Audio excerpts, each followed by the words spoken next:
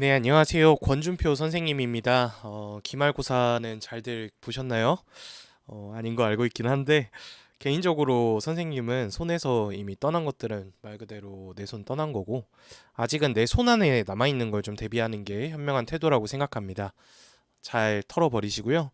이제는 좀 자율 보고서랑 발표를 준비할 시간이 왔습니다. 여러분이 학종을 생각하고 있다면 조금 더 풍부한 과세특과 역량을 좀 평가자에게 보여주기 위한 그 준비를 하는 시간들인데요. 개인적으로 선생님이 학교 일을 시작하면서 이런 것들을 몇 년째 하고 있는데 준비하는 여러분의 과정이나 태도에서 사실은 아쉬움을 좀 많이 느낍니다.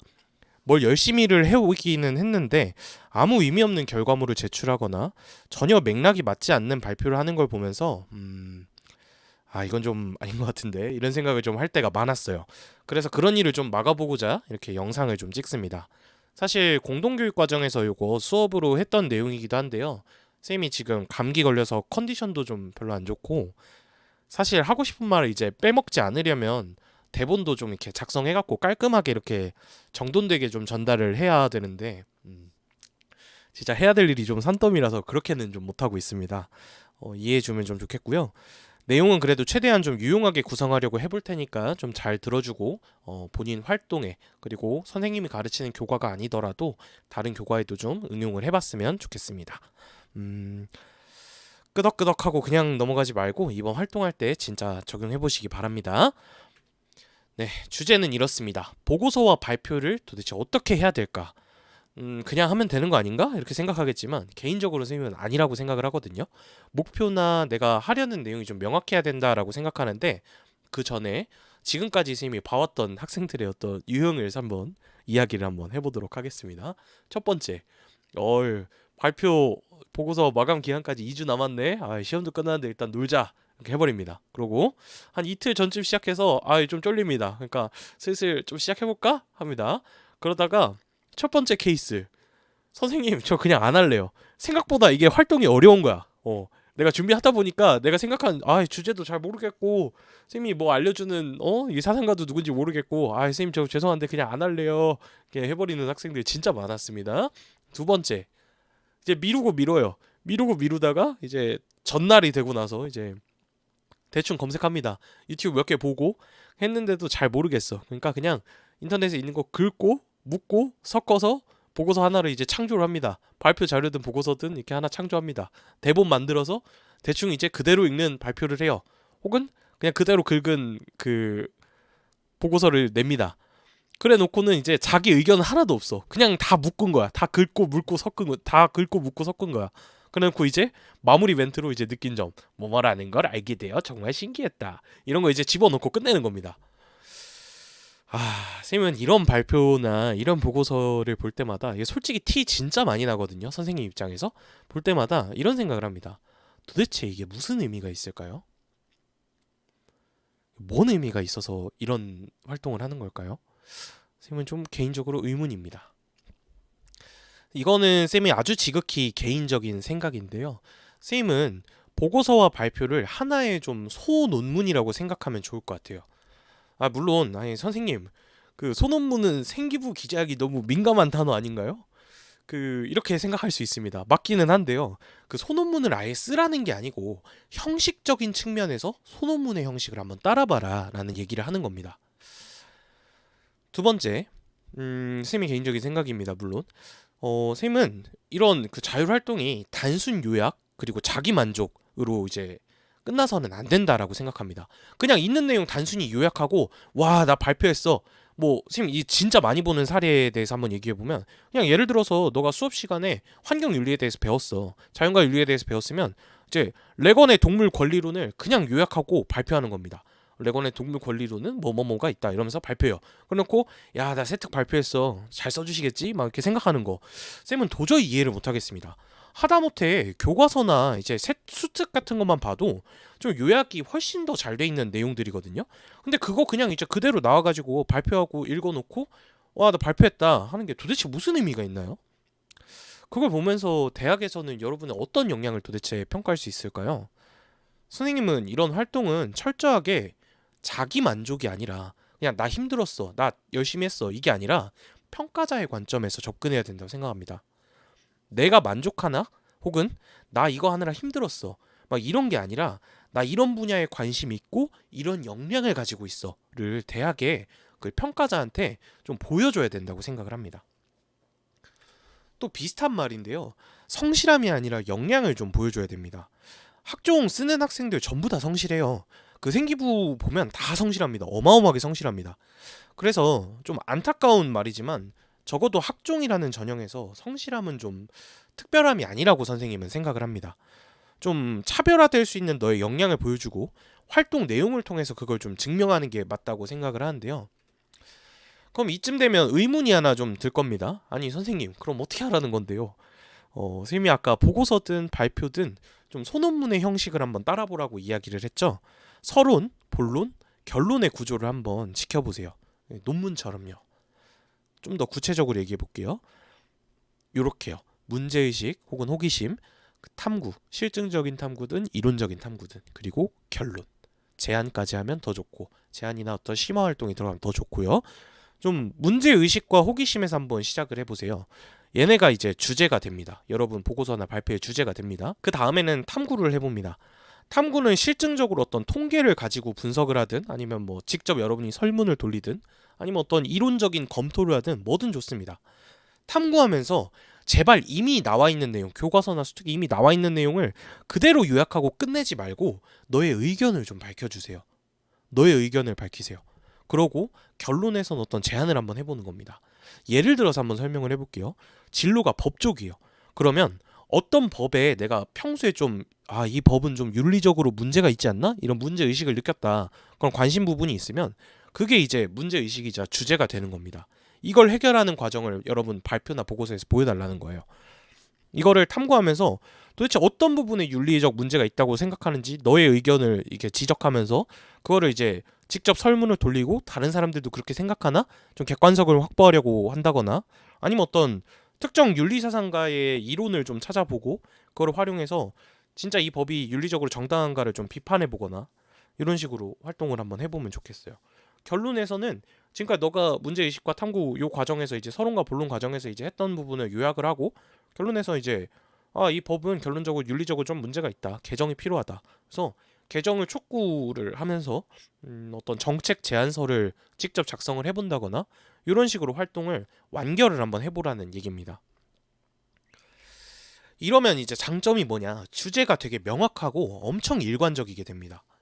문제의식이나 호기심에서 시작했으니까 당연히 탐구 과정은 그 탐구 과정이나 결론은 문제의식에 대한 대답이 돼야겠죠? 쓰는 사람의 입장에서도 그래서 얘가 뭘 말하고 싶은 건데 이게 한 번에 좀 들어오니까 선생님 입장에서도 이제 고민 없이 이걸 쓸 수 있고 대학에서 이제 평가하는 분들의 입장에 생각해 볼 때도 이 학생이 도대체 어떤 분야에 어떤 문제의식을 갖고 있으면서 어떻게 이거를 해결해 나가는구나. 얘는 이런 역량을 가지고 있구나를 이거를 관찰하기가 되게 쉽습니다. 실제로 논문들도 이런 형식을 따는 경우가 되게 많은데요. 요거는 쌤이 보이는 어떤 공개된 논문 중에 아무거나 이제 보이는 거를 들고 왔습니다. 좀 예시로 보여주려고 실제로 이 문제의식과 탐구, 결론의 과정을 거친다는 걸 보여주려고 들고 왔어요. 제목을 보면 그 촉법소년 연령정책에 관한 정책 분석과 시사점 연구죠. 당연히 이제 촉법소년 연령 정책에 대한 문제를 좀 제기할 거고 아래 요 모형을 바탕으로 탐구하겠다는 거를 확인할 수가 있습니다. 선생님 이 모형 어떤 모형인지 몰라요. 그냥 좀 이제 설명해 드리려고 아무 예시나 이제 들고 온 겁니다. 서론을 보시면 역시 촉법소년 연령 정책에 대한 문제를 제기하고 있습니다. 그러고 본론에서는 아까 제목에서 얘기했던 이 모형을 통해서 이제 그 서론에서 얘기한 문제 의식을 좀 탐구를 하고 있어요. 이 모형의 관점에서 이제 분석을 해보는 겁니다. 그러고 결론에서는 이제 서론에서 제기한 문제의식에 대해서 어느 정도 답을 내리면서 변화를 촉구하고 전망을 예상하고 또 제안을 하고 있습니다. 이렇게 실제 논문처럼 문제의식, 탐구, 결론의 과정으로 서론과 본론과 결론을 구상해서 이제 발표하고 보고서를 수행하면 여러분이 훨씬 더 나은 자율탐구를 할 수 있지 않을까요? 그렇게 생각을 하거든요. 그래서 이 문제의식 혹은 호기심 그리고 실증적인 탐구든 이론적 탐구든 그 문제의식을 탐구하고 그리고 결론을 내리는 거 요거를 권하고 싶습니다. 여러분에게 좀 더 와닿는 사례들을 소개를 해볼게요. 실제로 선생님이 수업을 하면서 좀 조언을 구하러 오는 학생들에게 실제로 제안을 했던 활동들인데요. 진로별로 한번 이야기를 해보겠습니다. 첫 번째로 이제 교육 분야의 진로회 같은 경우 이제 이런 그 얘기를 한번 해봤어요. 그 학생하고 플라톤의 교육관에 대해서 어떻게 생각하냐? 부정적으로 생각한대. 그래서 선생님이 이렇게 얘기를 해봤어요. 그럼 현대 교육의 관점에서 플라톤의 교육관을 좀 평가를 한번 해볼래? 이렇게 얘기를 해봤습니다. 그래서 플라톤의 사상을 일단 좀 정리를 하는 게 필요하겠죠. 본론에서 이제 탐구를 할 때는, 이론적인 탐구를 할 때는 플라톤의 사상은 이제 철인 통치를 얘기하는데 이게 필연적으로 좀 엘리트주의적인 교육관과 연관이 있다.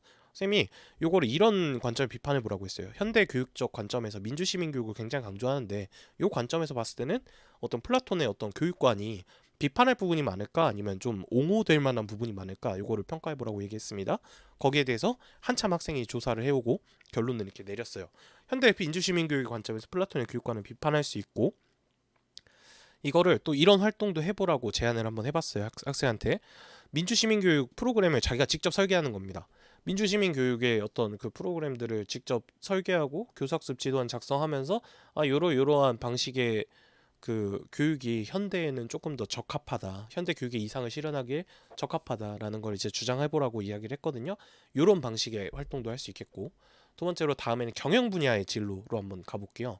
첫 번째 문제의식에서 이제 어떤 우리가 마케팅하면 막 약간 이런 것들 갖고 있잖아요. 자본주의에서 마케팅이라는 거는 약간 되게 뭔가 비윤리적이라거나 아니면 뭐 그 성상품화라거나 아니면 진짜 완전 경제에만 치중하고 뭔가 어떤 환경과 이런 데에서 대하고는 이제 크게 담을 쌓은 약간 이런 마케팅의 사례들을 우리가 종종 보기는 하는데 이런 문제의식 한번 가져보라고 얘기했어요. 효과적인 마케팅과 윤리가 이게 양립할 수 있는 개념인가에 대해서 생각해보라고 이야기했습니다. 그래서 아리스토텔레스 우리 물론 교과서에 직접적으로 등장하진 않지만 아리스토텔레스의 수사학을 중심으로 탐구를 한번 해보라고 이야기를 했어요. 그래서 아리스토텔레스의 수사학을 보면 설득의 세 가지 요소 에토스, 파토스, 로고스가 나옵니다. 이거를 자세히 설명하기에는 이제 시간이 많지 않으니까 이거를 이제 현대 광고는 일단 기본적으로 이제 어떤 소비자를 설득하려는 그런 본질을 가지고 있잖아요.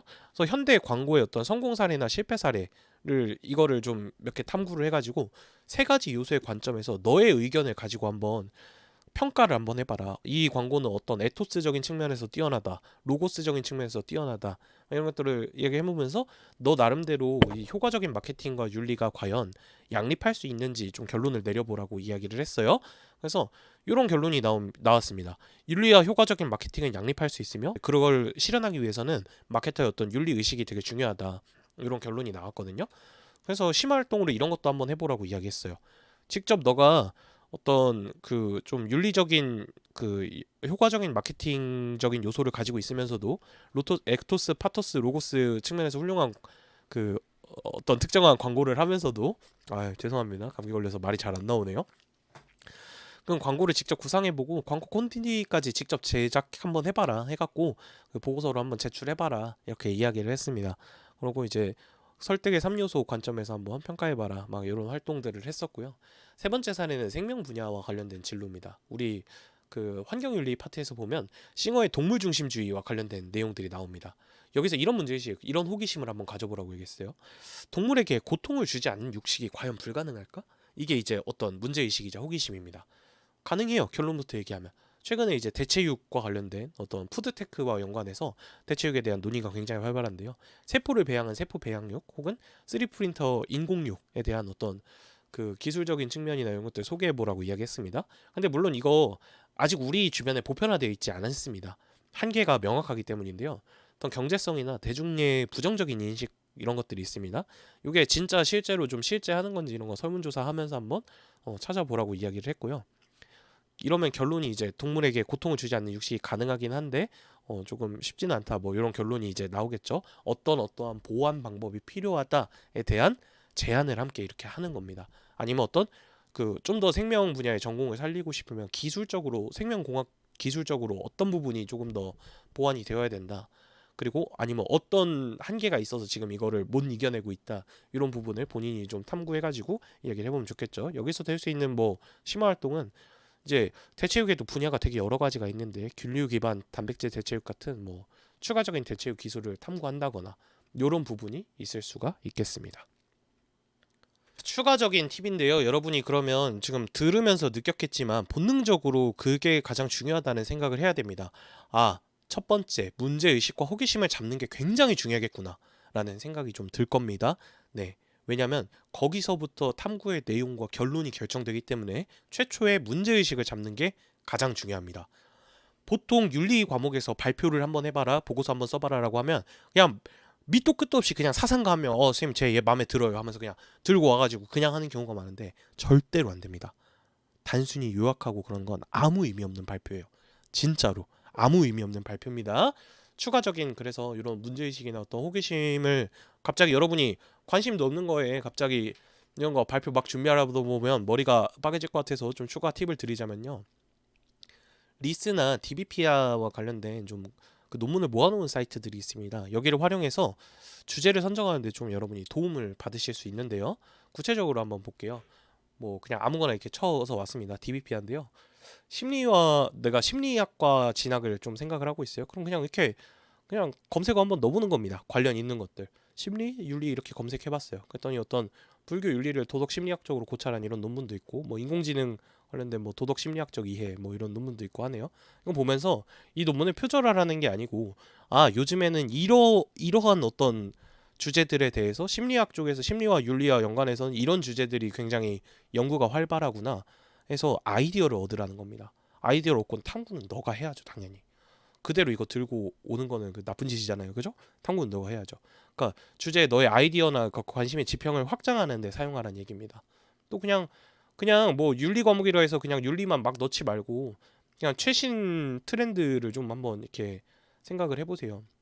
요즘에 AI가 굉장히 많은 그 뜨거운 감자가 되고 있잖아요. 너가 간호학과를 지망한다면 AI 간호 검색했을 때 이런 내용들이 나오는데 이러한 내용들을 이제 쭉 보면서 좀 윤리적 관점에서 평가할 수 있는 주제가 없을까? AI 간호 이게 좀 윤리적인 문제는 없을까? 아니면 뭐 이런 것도 있네요. 개인 맞춤형 복약 관리 서비스 제한, 원격 건강 모니터링 이런 게 어떤 그 정보 윤리적인 문제는 없을까?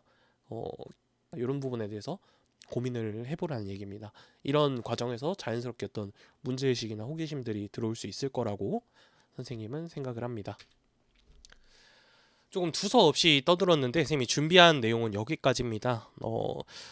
다시 한번 강조합니다. 제발 그냥 단순하게 사상가 대충 요약해서 이 사상가 이렇게 이런 내용을 가지고 있어요. 이런 내용을 주장해요 하고 발표하고 짝짝짝 와 나 발표했어. 생기부 잘 써주시겠지? 이런 생각하지 말고 제발 문제의식, 호기심에서 시작해서 탐구 깊게 하고 반드시 너의 의견을 넣으면서 좀 탐구를 하고 결론에서 어떤 심화 활동 제안도 좋고 뭐도 좋습니다. 너가 할 수 있는 여기서 조금 다른 사람보다 이 정도 한 스텝 더 나가면 조금 나 더 특별함을 보여줄 수 있을 것 같아. 그런 활동은 뭐든 좋습니다. 한번 해보라는 얘기입니다. 네, 진짜로 준비한 내용 여기까지고요. 혹시 이래도 문제의식이나 어떤 호기심 내가 좀 가져보는 게 그러니까 쉽게 말해서 주제 짜기가 어렵다 하면 쌤한테 들고 와서 한번 같이 고민해 보도록 합시다. 질문 있으면 언제든지 물어보셔도 되고요. 여기까지 마치도록 하겠습니다.